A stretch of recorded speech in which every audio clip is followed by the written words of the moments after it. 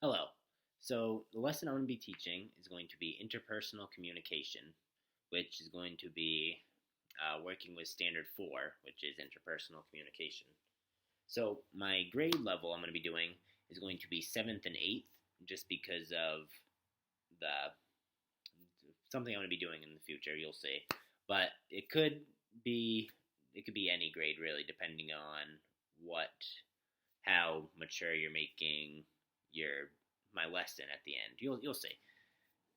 So it's going to be for this one, 7th and 8th grade, teaching interpersonal communication. So the class is going to start out, and I found this. Well, I didn't found, but I took a health class like this at Husson, and they had us do this game where you count from 1 to 21 in a group, but only 7 and 14 is switched. So you'd count 1, 2, 3, 4, 5, 6, 14, 8, 9, 10, so on. And then after you get to 21, you add another one. So say you wanted to say the number 5 and 10 is dog. So now you'd count 1, 2, 3, 4, dog, 6, 14, and so on. So I think that's a really good. It's like a fun little quick game that they can play to get warmed up in class. Kind of communicate with their friends, and that's also going to be working on communication skills because you're talking and you got to listen to the rules. And I think it'd just be a good warm up exercise. And then after that, we'd switch into like a teaching portion. So I'd go over why did we just do that game, the benefits of communication. Being an effective communicator. I'd be like talking over, so I'd like teach them like, oh, this is how you're a good communicator. You maintain eye contact, you ask questions, stuff like that, and then so giving them examples on how to be a good communicator, and basically just telling them that you got to get your point out concisely, say what you mean, all that stuff. So then after that, I would be moving on to the aforementioned games. And that's going to be like a role playing type thing. So I'd break them off into groups, and I'd give each group an index card. Each index card would have a type of scenario on it. So, for example, one scenario could be you're at a party and somebody offers you and your friend a drink. If your friend wants to drink, they want you to drink, but you're not really sure. You don't really want to. So how would you communicate with your friend? Without getting into like a heated argument or anything, what you want for yourself, so just basically how to communicate in peer pressure situations and stuff like that.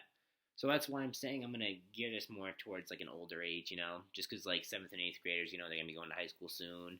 So they're definitely going to be at like parties and, like birthday parties, you never know, someone gets into their parents' fridge or something. So they could face these scenarios.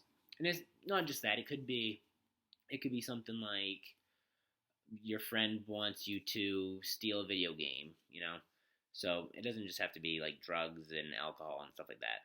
But if you wanted to do for like a 3rd or 4th grade class, you could just do your friend wants to share a toy with you. Wants to share your toy. How do you tell them, like, how do you come to a resolution? You tell them, like, I'm playing with my toy right now. I'll let you play with it in like 10 minutes if you let me play with your Legos. So something like that. Basically just giving them scenarios where this is the scene, now come to a resolution. And they have to use their communication skills that they learned, how to talk to someone, how to get your feelings across, in a respectful manner, and then allow the other person to do the same.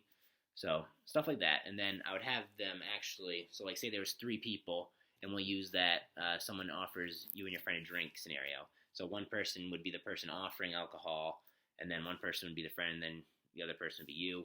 So they would role play the situation, and then where the index card like leaves off, like how do you communicate with your friend that you don't want to drink, is when they would actually keep going, and they would be like, oh, I don't really want to, I don't think it's appropriate, stuff like that.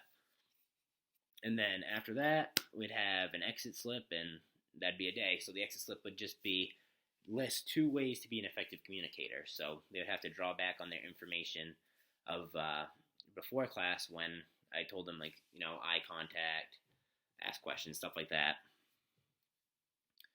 So let's look at this upload thing. So yeah, so that would be my introduction, the meat of my class, my game, my teaching, and then that's how I'd wrap up class. So